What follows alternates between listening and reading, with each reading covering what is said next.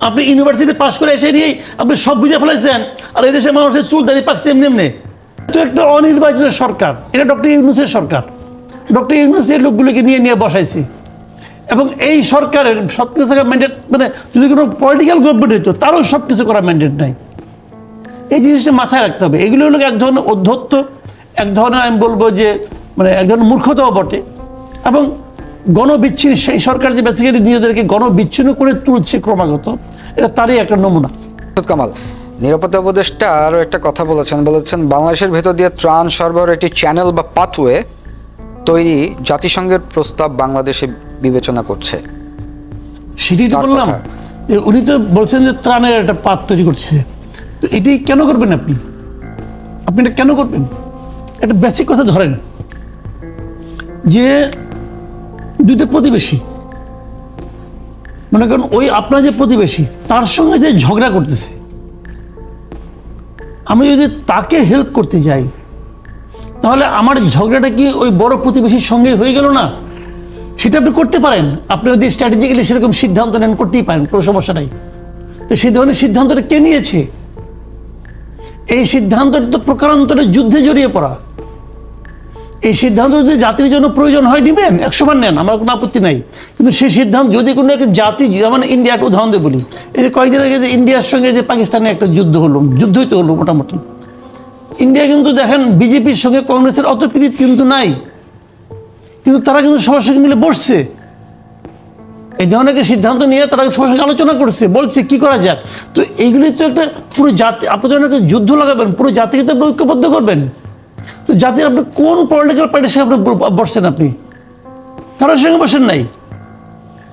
খলিল সাহেব এসে বলতেছে যে আমি মানে এটা আমি করবোই করবো, কে কি মনে করলো না করলো কিছু যায় আসে না। আরে কে ভাই, তুমি কে? তোমাকে এই চেটে কে দিল? আপনাকে নিয়ম মানতে হবে। এই অনুষ্ঠানে এই তিনজন আমরা আছি, আপনি অ্যাঙ্কর না, আপনি অ্যাঙ্কর। এই অনুষ্ঠানে তো আপনি চালাচ্ছেন, স্টিয়ারিং কিন্তু আপনার হাতে। আপনি যা ইচ্ছা তা করতে পারবেন না, কারণ আপনাকে একটা সিস্টেম মেনে চলতে হবে। একটা গাড়ি ড্রাইভিং সিটে পাঠিয়ে দিলাম, সে ইচ্ছা নিয়ে ওই গাড়ি নিয়ে পুকুরে নামতে পারবে না। স্টিয়ারিং তার হাতে, কিন্তু সে পারবে না। তার যা ইচ্ছা তা করে ইখতিয়ার নাই, তাকে রুল মেনে চলতে হবে। কি এমন দেশের অবস্থা হয়েছে, আপনি কারোর সঙ্গে আলাপ করার সময় পাচ্ছেন না? এবং ঠিক আছে, তখন কয়েন না, শুরুতে বলেন নাই, বলছেন এখন বসেন। এত আলোচনা হচ্ছে, এত বলাবলি হচ্ছে, কারোর সঙ্গে বসছে? তাও বাদ দেন, একটা পলিটিক্যাল পার্টিকে পাইছেন যারা তার এই সিদ্ধান্তের সঙ্গে একমত হয়েছে এ পর্যন্ত? পাইছেন? কোন একটা পলিটিক্যাল পার্টি প্রকাশ্যে বলেছে যে খলিল সাহেব যা করতেছে এই মানবিক কোঅর্ডিনেট নিয়ে এটা খুব ভালো কাজ করতেছে? কেউ বলেছে? বলে নাই তো। তো এগুলো হলো কি জানেন, মানে হয় অনভিজ্ঞতা, আমি আগে বলেছি, একটা হয় অনভিজ্ঞতা। আপনি ত্রাণ পাঠাবেন বলতেছেন, ভাই ত্রাণীতে পাঠাবেন, সবাই তো এভাবে পাঠায়। আর মিয়ানমার কি মানবে আপনি ত্রাণ পাঠাইছেন? মিয়ানমারে কি মানবে? মিয়ানমার ওই ত্রাণের আয়ালে ওই ত্রিপল যে ঢেকে দিচ্ছেন, ওর ভিতরে অস্ত্র আছে। যখন এই কথা মিয়ানমার বলবে, আপনি কি জবাব দিবেন? আচ্ছা, জাতির সঙ্গে ত্রাণ পাঠাইতে হলে আমার ভূখণ্ডতে পাঠাইতে হবে কেন? সে নৌপথে পাঠাক, ইন্ডিয়া থেকে পাঠাক, থাইল্যান্ড থেকে পাঠাক, ওদের তো নৌ যোগাযোগ আছে, ওখান থেকে পাঠাক। তারা প্লেনে করে নিয়ে আসবে না, কেমন নিয়ে আসবে, আমার এখানে একবার নামাই নিয়ে আবার এখানে যাবে। এবং মানুষ যে সন্দেহটা করে, দেখেন সন্দেহটা আরেকটা হচ্ছে কেন, আমাদের একটা টার্মিনাল, সবচেয়ে যেটা চালু টার্মিনাল, যে টার্মিনালটা আমরা গতবার 3 লাখ কন্টেনার বেশি লক্ষ্যমাত্রার চেয়ে বেশি ওঠানামা করেছি, সেই টার্মিনাল আপনি দিয়ে দিচ্ছেন একটা বিদেশি কোম্পানির কাছে। তার মানে ওখানে আমাদের জাতীয় মানে কোনো রকম হস্তক্ষেপ থাকবে না, যে কি আসতেছে, কি নামতেছে, কোন জাহাজ থেকে কি নামতেছে কে জানে, ওইখান থেকে চটকে চলে যাবে ওখানে। এই দুটার মধ্যে যদি কেউ যোগ সাজত বের করে খোঁজে, যদি কেউ সন্দেহ করে, সেই সন্দেহপ্রবণ ব্যক্তিটাকে আপনি কি বুঝ দিবেন? আমার বুঝান, আপনি কি বুঝ দিবেন ভাই? মানুষের সন্দেহ করবে, বাঙালি এমনি সন্দেহপ্রবণ জাতি, মানুষ সন্দেহ করবে। তো আপনি কেন রহস্য তৈরি করতেছেন? আর আপনার দরকারটা কি? আপনি আছেন কয়দিন? আপনি কি 20 বছর থাকার প্রতিজ্ঞা নিয়ে আসছেন? এটা তো হবে না রে ভাই। একটা পলিটিক্যাল গভর্নমেন্ট আছে, বলবেন যে আমি করে দিয়ে গেলাম, তারা দেখবে। আর পলিটিক্যাল গভর্নমেন্ট যদি এই আপদটাকে বিপদ মনে করে, তখন আপনি কি হবো? তো ভাই এগুলি কোনো নাই, এগুলি মানে বলতে গেলে অনেক কথা, বাট আমার কাছে মনে হয় না তারা এটা শেষ পর্যন্ত করতে পারবে না। এই গভর্নমেন্টের এই কাজগুলি করতেই দেওয়া হবে না, দেশে মানুষ করতে দিবে না তো। মাসুদ কামাল, ত্রাণ চ্যানেলটা যেটা বলছে রিলিফ চ্যানেল, বাংলাদেশ তো তার মানবিক দিকটা দেখাইছে এত লাখ রোহিঙ্গাকে আশ্রয় দিয়ে। আপনার কাছে আমার একটা প্রশ্ন, এই যে মানবিক করিডোরের শব্দটা বাদে এখন যে ত্রাণ চ্যানেল বা পাথওয়ে, এইটার সাথে আপনি কতটা একমত? আমি একমত না, আমি একদমই একমত না। একমত না? ত্রাণ যদি 100% ত্রাণও হয় তবু আমি একমত না। আপনি কেন একমত না? আমরা একটা বিরতি যাচ্ছি, বিরতি থেকে ফিরে এসে শুনবো। প্রিয় দর্শক, ZSRM নিবেদিত সংবাদ সম্প্রসারণের একটি বিরতির সময় হয়েছে, সঙ্গেই থাকুন। বিরতির পর আবারও স্বাগত ZSRM নিবেদিত সংবাদ সম্প্রসারণে। আমাদের সাথে স্টুডিওতে আছেন দৈনিক দেশ রূপান্তরের সম্পাদক কামাল উদ্দিন সবুজ এবং সিনিয়র সাংবাদিক মাসুদ কামাল। ফিরছি আলোচনায়। মাসুদ কামাল, বিরতির আগে আপনাকে একটা প্রশ্ন রেখে গিয়েছিলাম, বলেছিলাম আপনি এই ত্রাণ সহায়তার পাথওয়েটা চান কিনা? না, চাই না। এই কারণে আমি ছোট করে বলি, দেখেন সন্দেহ হলে আপনি বাদ দেন, আমি ধরে নিচ্ছি হাইপোথেটিক্যালি কেবল ত্রাণই যাবে, তবু আমি চাই না। আমি চাই না এই কারণে, ত্রাণ দিবে কে? ত্রাণ দিবে জাতিসংঘ। জাতিসংঘের কি ওখানে ত্রাণ পাঠানোর জন্য আমাদেরকে পছন্দ একমাত্র, আর কোনো পথ নেই। অন্য পথে যাক, তারা আকাশ পথে আসুক। আকাশ পথে আসলে কি রাস্তার মধ্যে কি জাতিসংঘের প্লেনকে লক্ষ্য করে মিয়ানমার গুলি করবে? মিয়ানমারের আকাশ সীমাকে চেঞ্জ করে সে এদিক দিয়ে সমুদ্র পথ দিয়ে আসতে হবে।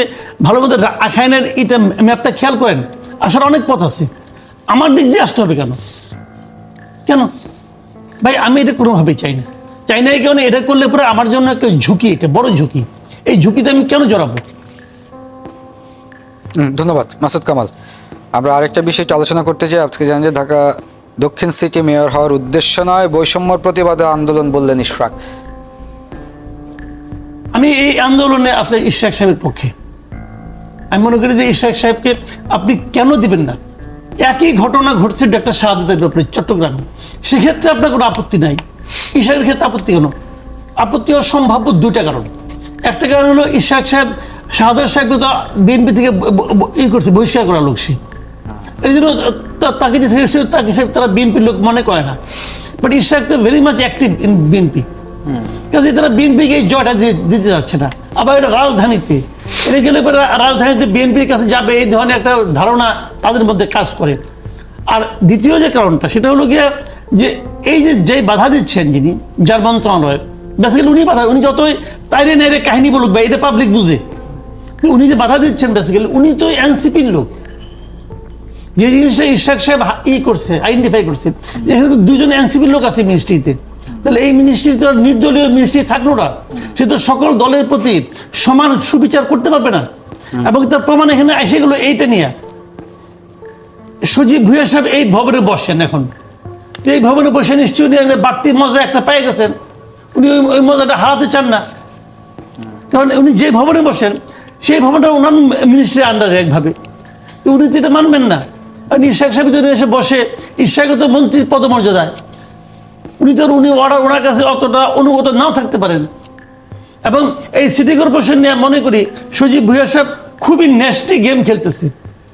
সে এমন একজন লোক ঢাকা উত্তরের বানাইছে, মেয়র বানাইছে, যার নামে তো নানা ধরনের অভিযোগ আমরা সোশ্যাল মিডিয়াতে। মাসুদ কামাল, এই ইলেকশনটা কবে হয়েছিল আপনার মনে আছে? কোনটা? এই যে সিটি কর্পোরেশন। হ্যাঁ, এটা 2020 সালে। তখন যে সরকার থাকবে না ছিল, কেন? সেই সরকারের আমলেই তো ইলেকশনটা হয়েছিল। এটা আগে সরকারের আমলে ইলেকশন ছিল। হ্যাঁ, তো আগে সরকারের আমলে সব যদি চট্টগ্রামে ইলেকশন হয়েছে কবে? চট্টগ্রামে ইলেকশন কবে হয়েছে? প্রশ্ন আপনার কাছে, আমি না আমি তো ওভারঅল কোশ্চেন, চিটাংটা নিয়েও প্রশ্ন, এটা আমি জানতে চাই। আমার কথা হলো কি, আমি যদি গত সরকারের ফ্যাসিস্ট সরকারের সবকিছুকে আমি যদি অ্যাবিলিশ করি, তাহলে এই যে নির্বাচনটা হলো, এটা তো লাস্ট ফ্যাসিস্ট সরকার। শুনেন, আমি এখানে কথা বলি। এখানে আপনি যদি লাস্ট ফ্যাসিস্ট সরকারের সমস্ত নির্বাচনকে বাতিল করে দেন, কোনো আপত্তি নাই। বাতিল করে আপনি কি করবেন? বাতিল করার পর আপনি কি করবেন? ওখানে কি তাহলে স্থানীয় সরকারের কোনো প্রয়োজন নাই? স্থানীয় সরকারের কোনো কাজ নাই? আপনি জানেন একজন কমিশনার কাছে নাগরিকদের কয়টা প্রয়োজনে যেতে হয়? 21টা প্রয়োজনে একটা কমিশনারের কাছে যাওয়া লাগে প্রতিদিন নাগরিকদের বিভিন্ন শ্রেণী। এই কাজগুলি কে করবে? দেশ কি থমকে থাকবে? হ্যাঁ, তাহলে আপনি ওই সবগুলো যে বাদ দেন, ফ্যাসিস্ট সবগুলো বাদ দেন, বাদ দিয়ে আপনি তাড়াতাড়ি করে ওই নির্বাচনটা করলেন না কেন? করলেন না কেন এতদিনে? একদিন বসে বসে আঙুল চুষছেন, করেন না কেন সরকার ভাই? নির্বাচন তো করতে চাচ্ছে, আরে এখন এটা কয় মাস পরে এসে চাচ্ছে। এখন তো করতে যে চাচ্ছে, যে কেউ এনসিপি এখন যাচ্ছে ইলেকশন করছে, এটার পেছনে তো অন্য কারণ, অন্য ধান্দা। 9 মাস পরে এসে কয়ে এটা করতে হবে, তার মানে কি মূল ইলেকশনটা আরো পিছিয়ে দাও। তো সহজ হিসাব, আপনি আগে করলেন না কেন? মজা পেয়ে গেছিলেন তো ভাই। এইগুলি বলেন না, মানুষ এগুলি বুঝে। এই দেশের মানুষ মানুষ এত বোকা মনে করেন না।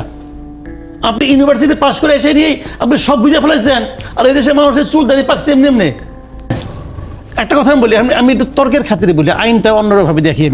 ধরা যাক 2020 ইলেকশন হয়েছে, যদি ইলেকশনটা সঠিক হতো, মানে আদালত যেটা বলছে যে ওই নির্বাচনে ইশরাক জিতছে, তাহলে ইশরাক জিতলে কয় বছরের জন্য জিততো?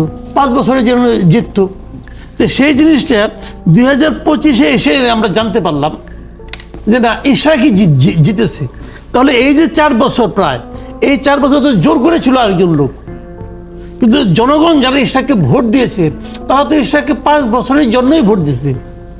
আমার তো মনে হয় ইশরাককে যেদিন দায়িত্ব নিবে তারপরে তার 5 বছর থাকার তার নৈতিক অধিকার আছে, এটা তো আমি মনে করি।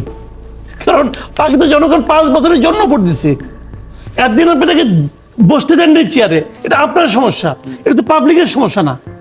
পাবলিক তাকে 5 বছরের জন্য নির্বাচিত করেছে, তার 5 বছরই থাকা উচিত এই পদে। 5 বছরের জন্য থাকলে পরেই পাবলিকের সে রায়টাকে অনার করা হবে। আমি তো আপনি বলতে যাচ্ছেন যে ইশরাকের 5 বছর থাকতে পারে, আপনার এটাতে সমর্থন আছে? আমি এটা নৈতিকভাবে মনে করি উচিত। মনে আছে। হ্যাঁ, ডক্টর ইউনূসকে তো দল মত নির্বিশেষে সবাই প্রধান উপদেষ্টা হিসেবে এই দেশের দায়িত্ব দিয়েছিল, কিন্তু আপনি এসে কে দায়িত্ব দিয়েছিল? কয় বছর জন্য দিয়েছিল? তাকে কি 5 বছরের জন্য দিয়েছিল নাকি? তাকে দিয়েছে নির্বাচন করার জন্য। না কোনো কিসের মধ্যে কি মিশাচ্ছেন? না কোনো ধরাবাধা ছিল কেন? ডক্টর ইউনূসকে যখন প্রধান উপদেষ্টা হিসাবে দল মত নির্বিশেষে সবাই বলছে